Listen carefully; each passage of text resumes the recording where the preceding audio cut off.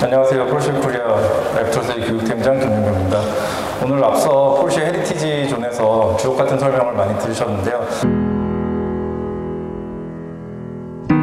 저는 이제 그 바톤을 이어받아서 저희 포르쉐 모터스포츠 존에 대한 설명을 여러분들께 간단하게 드리도록 하겠습니다.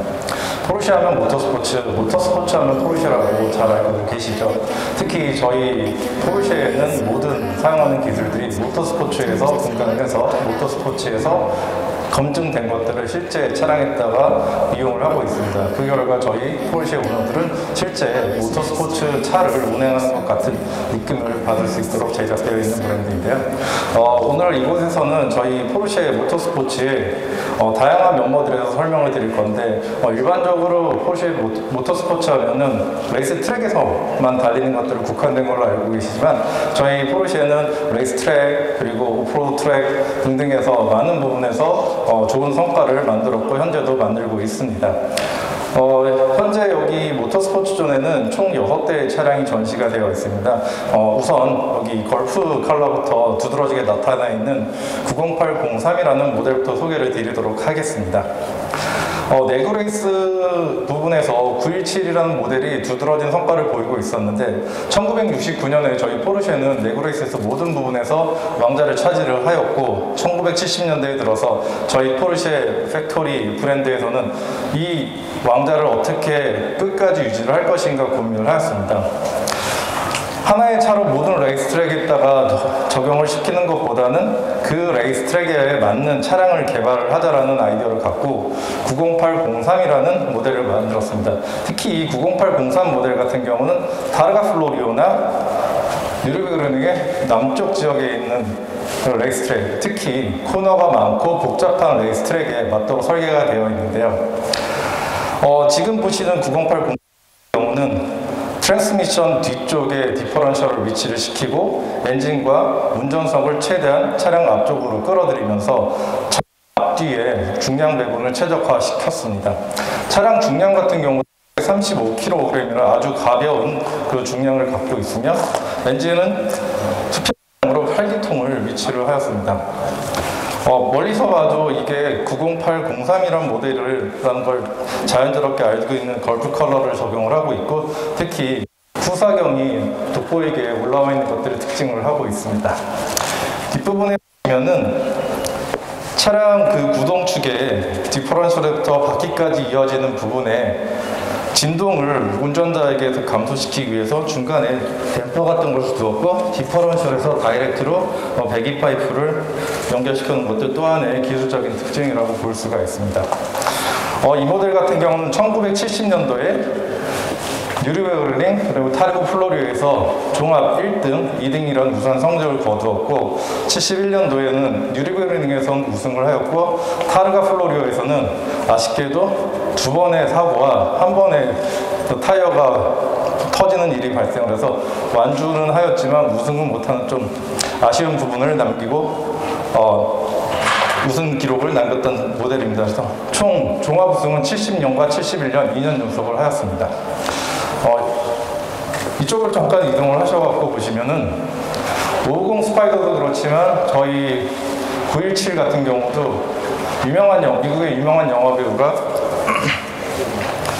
모든 사랑을 주었습니다. 특히 스티브 맥킨 같은 경우는 1971년도에 제작된 르망이라는 내구레이스 영화에 직접 출연을 해서 스턴트맨을 쓰지 않고 실질적으로 운행을 완료를 하면서 영화에 열심히 참여했던 것으로 알고 있고요. 특히 이런 부분에 있어서 저희 페리 포르쉐께서 직접 이 스티브 맥킨에게 자필 서전을 전달한 것도 이렇게 뒷배경에 코멘트를 해놓았습니다. 이런 일화를 갖고 있는 유명한 917 그리고 스티브 맥킨을 소개를 드리고요. 오른쪽 뒤편으로 보시면은 앞에서 내구 레이스를 뛰는 것 같은 경우는 굉장히 긴 거리를 운행하는 차였는데, 포르쉐는 내구 레이스뿐만 아니라 스프린터, 짧은 구간에서도 굉장한 성능을 낼 수 있는 모델을 개발했고 그 영역까지 섭렵을 하고자 하였습니다. 그래서 1977년도에 93577이라는 모델을 베이스로 해서 내구 레이스보다는 좀 더 빠르게 경량화시켜갖고 출전해야 되는 부분이 있어서 93577을 새롭게 리디자인해갖고 기준에 맞는 최저 그 중량이 735kg까지 떨어뜨려야 되는 큰 작업을 하였습니다. 그래서 바이삭에서 길지 않은 3개월이라는 기간 안에 이 차에 대해서 모든 것을 다 재구성을 했고, 특히 하단부에 스틸로 되어 있던 것들을 모두 알루미늄 재질로 바꾸고 앞뒤에도 재질 경량시키는데 큰 노력을 하였습니다. 그 결과 바이삭 연구선들이 너무 차를 만드는 결과를 만들었고, 오히려 실제적으로 경주에 나갈 때는 25km면 추가로 다시 장착해야 되는 그런 해프닝도 있었던 차량입니다. 93577 베이스로 만들었지만 경량화시킴으로써 이 차의 별명은 935 베이비라고도 지금 부르는 차이고요. 앞에 보시다시피 굉장히 낮은 노즐을 갖고 있고 유선에 따라서 사이드 선형 안에 숨겨주는 그런 특징적인 부분도 보실 수가 있습니다. 독일 내부 내에서 두 개의 유명한 레이스가 있었는데, 첫 번째 레이스 같은 경우는 안에 칵핏이 너무 뜨거워서 그 부분을 견디지 못했고 중간에 리타이어하는 해프닝이 벌어지기도 했는데요. 당해에, 동일한 해에 다른 대회에 나가서는 51초라는 어드벤처를 받으면서 1시간 안에 들어오면서 우승하는 좋은 기록을 남긴 차량입니다. 1986년 959 차량을 소개하게 넘어오는 동안에 기자님께서 감개가 무량하다는 표현을 해주셨는데요.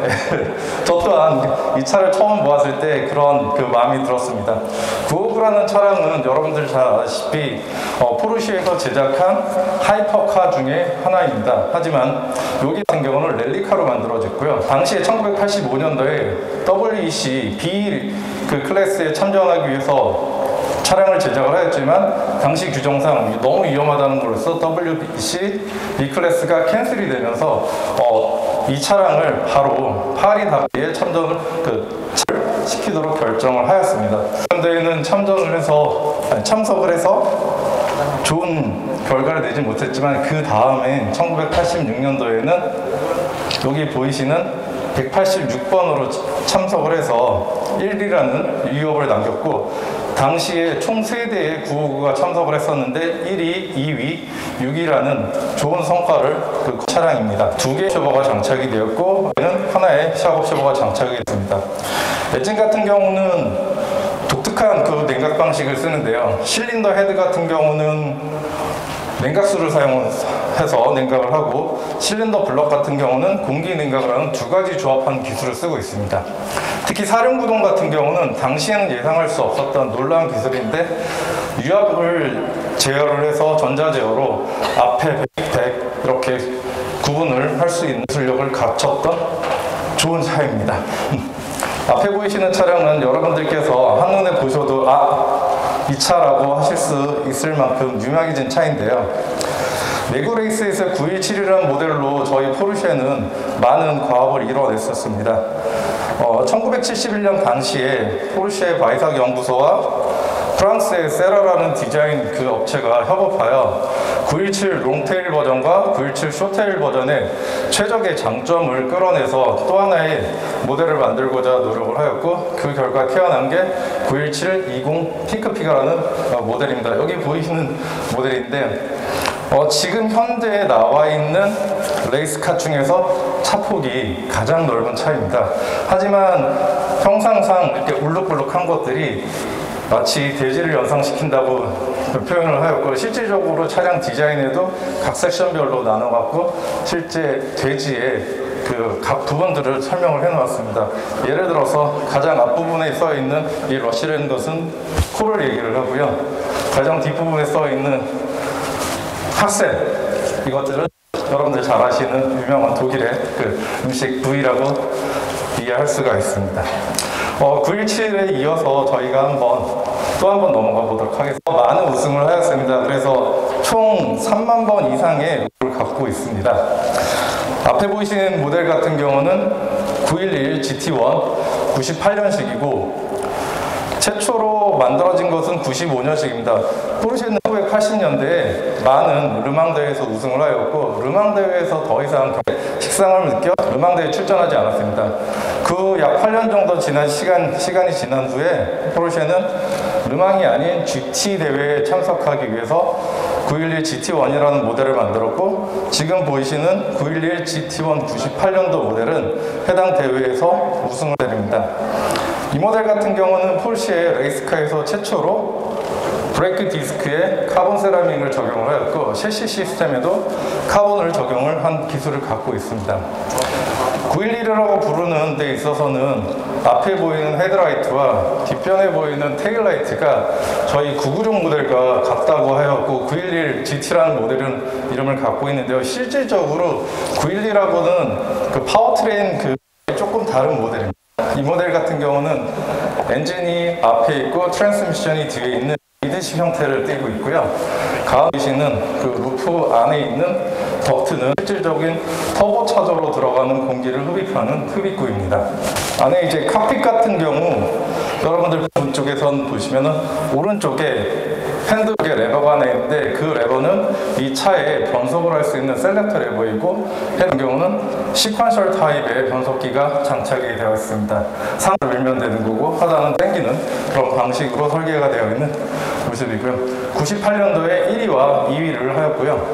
차량 같은 경우는 당시 미국 대회에서 약간의 사고가 있어서 그 즉시 바로 바이사로 옮겨서 저희 기념 모델로 갖고 있는 모델 중에 하나입니다. 2017년도로 넘어가 보겠습니다.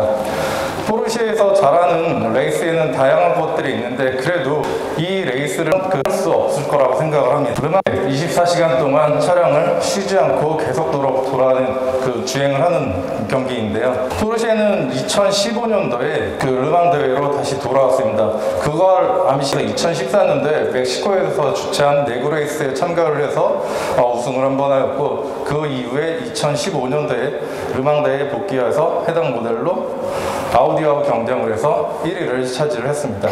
그 이후 2016년, 2017년까지 연속 3번의 그 우승을 하면서 총 19번의 우승을 하였는데요. 재밌는 일이라고 해야 될까요? 아니면 저희한테 굉장히 챌린저블한 일이라고 할까요? 제가 봤을 때는 저희는 결코 포기하지 않는 그런 근성을 갖고 있는 브랜드입니다. 드라이버 또한 그런 특성을 갖고 있고, 저희 포르쉐 레이싱 팀도 그런 면모를 갖추고 있습니다. 그 얘기인즉슨 2017년도에 마지막 우승을 하는 데 있어서 모든 3대에 참가를 했는데 2대의 차가 리타이어를 하고, 1대의 차가 프론트 엑셀에 고장이 있어갖고 트랙에서 빠져나갔습니다. 그리고 1시간 동안 저희 레이싱팀에서 최선을 다해서 복구를 했고, 그 복구한 차를 드라이버가 트랙에 다시 돌아가서 18바퀴를 오버페이싱을 하면서 끝까지 달리고, 포기하지 않고 끝까지 달려왔고, 최종적으로 1등을 한 그 팀의 기록을 갖고 있는 모델입니다. 현재 이 모델 같은 경우는 모건 모델이고요. 저희가 설명드렸던 그 919 하이브리드의 마지막 모델 같은 경우는 월페이퍼에 적혀있는 저 2번이라는 적혀있는 모델입니다. 저희 포르쉐 같은 경우는 지금은 이제 르망에서 떠나 나와서 포뮬러 2 레이싱에 참가를 해서 지금 단계 밟고 있으면서 최근에 좋은 성적을 내고 있습니다. 저희 포르쉐는 모터스포츠에서 근간한 모든 기술들을 저희 현재 생산하고 있는 고객들이 탈 수 있는 차량에다가 지속적으로 적용을 할 것입니다. 모터스포츠에 대한 섹션은 여기까지 설명을 드리고요. 다음 섹션으로 넘어갈 수 있도록 하겠습니다.